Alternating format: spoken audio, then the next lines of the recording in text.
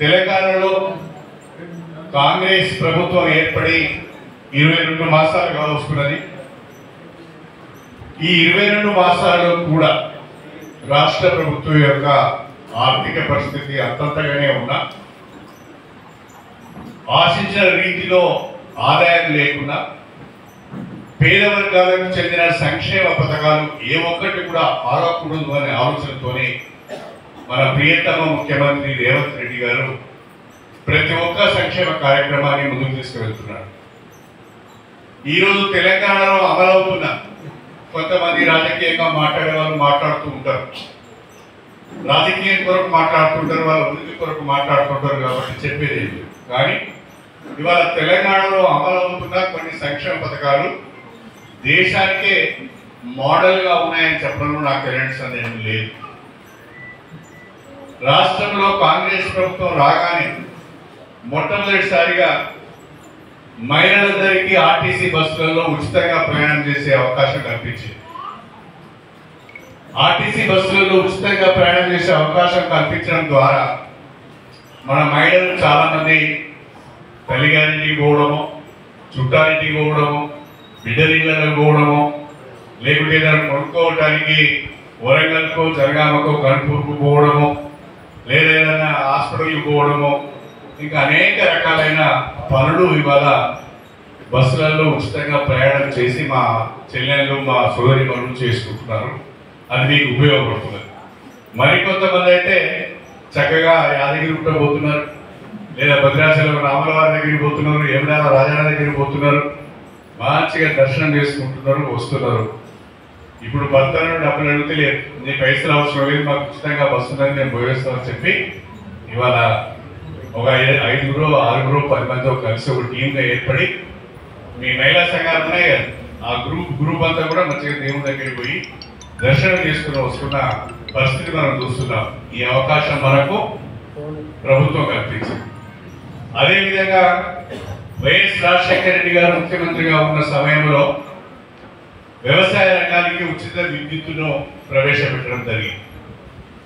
ఆనాడు ఇప్పటికి కూడా రాజశేఖర రెడ్డి గారిని ప్రతి రైతు గుర్తుపెట్టుకుంటాడు. ఎందుకంటే రాజశేఖర రెడ్డి గారి ద్వారానే ఉచిత విద్యుత్తు వ్యవసాయానికి వచ్చింది అనేది ప్రతి ఒక్కరికి కూడా తెలుసు. కానీ ఈనాడు మన కాంగ్రెస్ ప్రభుత్వం, మన ప్రియతమ ముఖ్యమంత్రి రేవంత్ రెడ్డి గారు వ్యవసాయానికి ఉచిత కరెంట్ ఇవ్వడమే కాకుండా పేదవాళ్ళు ఇంటికి వాడుకుంటున్న 200 యూనిట్ల వరకు ఉచిత కరెంట్ ఇస్తున్నారు. 200 యూనిట్ల లోపు ఎవరైతే కరెంటు వాడుకుంటున్నారో వారికి 0 బిల్స్ వస్తున్నాయి. ఎవరు కూడా ₹1 వాడుకున్న కరెంటు కట్టవలసిన అవసరం లేదు. మొన్నటికి మొన్న జరిగిన రాష్ట్ర క్యాబినెట్ మన జత్తరగడ మండలానికి సంబంధించిన మన ప్రధాన కాలువలు, ఉప్పగల్ నుంచి పాలకుర్తికి పోయే ప్రధాన కాలువ కానీ, ధంసా చెరువును, జత్తరగడ పెద్ద చెరువును రిజర్వాయర్ చేసే ప్రతిపాదనలు కానీ చాలా రోజుల నుంచి ప్రభుత్వ పరంగా అనుమతులు లేక ఆగిపోయింది.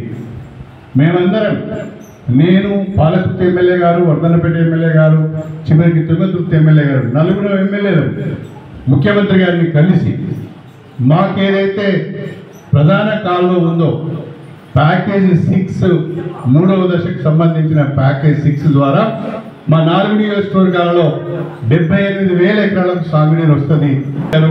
వాళ్ళకు లాభసాటిగా లేదని రైతులకు సంబంధించిన పనులు చేయడం లేదు.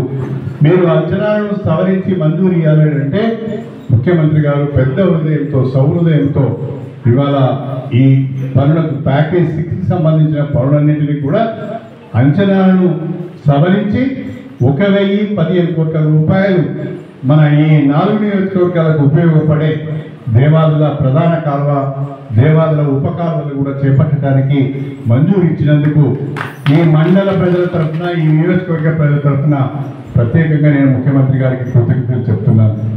అంతేకాకుండా మన మండలంలోనే కోనాయచలం దగ్గర 200 కోట్ల రూపాయలతోని బ్రహ్మాండమైన యంగ్ ఇండియా ఇంటిగ్రేటెడ్ స్కూల్ కట్టుకోబోతున్నాం. టెండర్లు పిలిచారు. ఈ నెల 23, అంటే ఇవాళ 22, రేపే లాస్ట్ డే. టెండర్లు పిలిచారు. 23 సెప్టెంబర్ టెండర్లకు లాస్ట్ డేటు. బహుశా నేను అనుకుంటా ఇంకొక 10-15 రోజులలో అగ్రిమెంట్స్ అవుతాయి. వచ్చే అక్టోబర్ మాసం నుండి యంగ్ ఇండియా ఇంటిగ్రేటెడ్ స్కూల్కి సంబంధించిన కూడా పనులను కూడా ప్రారంభిస్తామని చెప్పి నేను మీ అందరికీ సవినయంగా తెలియజేస్తున్నాను. ఇది కాకుండా మొన్నటికి మొన్న ట్రైబల్ వెల్ఫేర్ డిపార్ట్మెంట్ నుంచి తండాలకు రోడ్లు కావాలని అడిగితే 20 కోట్ల రూపాయల మంజూరు వచ్చింది. ఆ 20 కోట్ల రూపాయలు ప్రధానంగా మన మండలంలో 2 పనులు వచ్చినాయి. ఒకటి తమ్మడపల్లి 5 నుండి కస్నా తండా వరకు, తమ్మడపల్లి 5 నుంచి కస్నా తండకు ఒక రోడ్డు, అదేవిధంగా ఓబులాపూర్ గ్రామ పంచాయతీ పరిధిలోని చిన్న తండకు మన మద్దు తండకు పోయే బీటీ రోడ్ నుంచి చిన్న తండకు ఇంకొక రోడ్డు, 2 రోడ్లు మనకు మంజూరైనాయి. త్వరలోనే అవి కూడా టెండర్లు పిలిచి పనులు ప్రారంభిస్తామని చెప్పి నేను ఈ సందర్భంగా తెలియజేస్తున్నాను. ఇది కాకుండా మన నియోజకవర్గానికి 15 కోట్ల రూపాయలు ప్రత్యేకంగా పంచాయతీరాజ్ డిపార్ట్మెంట్ నుంచి ఎస్సీ కాలనీలలో సీసీ రోడ్లు డ్రైన్లు చేపట్టడానికి నిధులు వచ్చినాయి. ఇవాళ ఆ పనులు కూడా అన్ని గ్రామాల్లో జరుగుతున్నాయి. ప్రతి గ్రామంలో ఇందిరమ్మ నిర్మాణం జరుగుతున్నది. ప్రతి గ్రామంలో ఎస్సీ కాలనీలలో సీసీ రోడ్ల నిర్మాణం జరుగుతున్నది. ప్రతి ఇంటికి సన్నబియ్యం వచ్చినాయి. చాలామందికి కొత్త రేషన్ కార్డులు ఇచ్చినాము. చాలామందికి కుటుంబ సభ్యుల పేరు రేషన్ కార్డులు లేకుంటే వాటిని ఆ రేషన్ కార్డులో చేర్చి ఈ నెల సెప్టెంబర్ నుంచే వాళ్ళందరికీ కూడా మనం సన్నబియ్యం ఇచ్చుకోవడం కూడా జరిగింది అని చెప్పి నేను మీ అందరికీ సవినయంగా తెలియజేసుకుంటాను. స్టేషన్ గన్పూర్ నియోజకవర్గానికి ముఖ్యమంత్రి గారిని ప్రభుత్వాన్ని ఒప్పించి మరొక 2,000 కోట్ల రూపాయల అభివృద్ధి నిధులు తీసుకువచ్చి అభివృద్ధి చేసే బాధ్యత నాది అని చెప్పి నేను ఈ సందర్భంగా తెలియజేస్తున్నాను. అవకాశం వచ్చినప్పుడు పని చేయాలి, అవకాశం వచ్చినప్పుడు అభివృద్ధి చూపించాలి. అలా కాకుండా అనునిత్యం రాజకీయం చేద్దాం, సభ్యత లేకుండా సంస్కారం లేకుండా సంస్కారహీనులుగా రాజకీయ విమర్శలు కాకుండా వ్యక్తిగత విమర్శలు కుటుంబ సభ్యులపైన విమర్శలు చేయడం అనేది సరైనది కాదు. దానికి నేను వ్యతిరేకం అని చెప్పి నేను ఈ సందర్భంగా తెలియజేస్తున్నాను. రాజకీయంగా ఇవాళ ఈ ప్రభుత్వంతో కలిసి పనిచేస్తున్నాను. ఎందుకు ఈ ప్రభుత్వంతో కలిసి పనిచేస్తున్నాను అంటే ఈ నియోజకవర్గం అభివృద్ధి చెందాలి, ఈ నియోజకవర్గానికి నిధులు కావాలి. నియోజకవర్గానికి నిధులు కావాలి అంటే ప్రతిపక్ష ఎమ్మెల్యేగా మనం అనుకున్న రీతిలో పనిచేయలేము, నిధులు కూడా తీసుకురాలేము. కాబట్టి కాంగ్రెస్ ప్రభుత్వంతో కలిసి పనిచేస్తున్నాను. ముఖ్యమంత్రి గారికి నా పట్ల ఉన్న గౌరవంతో ఈ నియోజకవర్గ ప్రజలపైన ఉన్న ప్రేమతో అడిగిందే తడువుగా వారు కూడా నిధులు ఇస్తున్నారని చెప్పి నేను ఈ సందర్భంగా మీ అందరికీ సవినయంగా తెలియజేస్తున్నాను.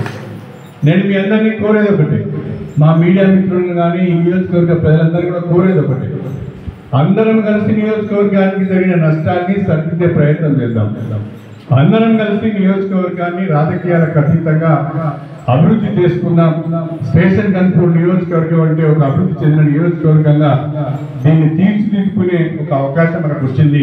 ఆ అవకాశాన్ని మనం అందరం కూడా ఉపయోగించుకోవాలని చెప్పి నేను ఈ సందర్భంగా మీ అందరికీ కూడా సవినయంగా తెలియజేసుకుంటున్నాను. అనవసరమైన రాజకీయ విమర్శలు చేయకుండా సాక్ష్యాలతో కానీ లేక వాస్తవాలతో కూడిన ప్రకటన ఇచ్చినట్లయితే తప్పకుండా వాటికి సమాధానం చెప్పవలసిన బాధ్యత అనేది ఉన్నది. అలా కాకుండా ప్రతిదీ కూడా రాజకీయం కొరకే మాట్లాడితే వాళ్ళేమో పని లేకుంటున్నారు, నేను చేతిలో పని ఉన్నాను, ప్రతి దానికి సమాధానం చెప్పడం వీలు కాదు. దయచేసి మీ అందరినీ గమనించమని నేను కోరుకుంటున్నాను. చెడగొట్టే ప్రయత్నం చేస్తున్నారు, నన్ను రెచ్చగొట్టి వివాదాల్లోకి లాగాలనే ప్రయత్నం చేస్తున్నారు. కానీ నేను ఇప్పుడు రెచ్చిపోయే పరిస్థితులు లేను, ఆ వివాదాల్లో కూడా వెళ్ళే పరిస్థితులు లేదు.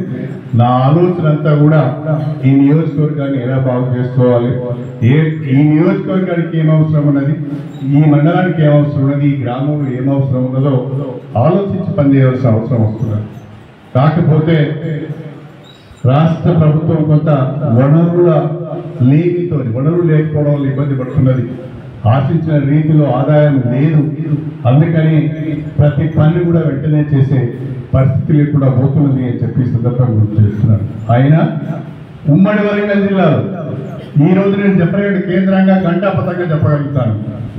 ఈ 21 మాసాలలో అత్యధిక పనులు అత్యధికమైన నిధులు తెచ్చుకున్న నియోజకవర్గం స్టేషన్ కంట్రోల్ నియోజకవర్గం అని చెప్పి సందర్భంగా మీరు ఏ నియోజకవర్గానికి వెళ్ళండి, ఎవరినైనా అడగండి, నేను ఇచ్చిన స్టేట్మెంట్ వాళ్ళకి చూపించండి. ఒకవేళ ఇది తప్పనైతే నేను బాధ్యత వహిస్తానని చెప్పి ఈ సందర్భంగా గుర్తు చేస్తాను. అసలైన తొలి వెలుగు. ఫాలో వాట్సాప్ @తొలి వెలుగు official.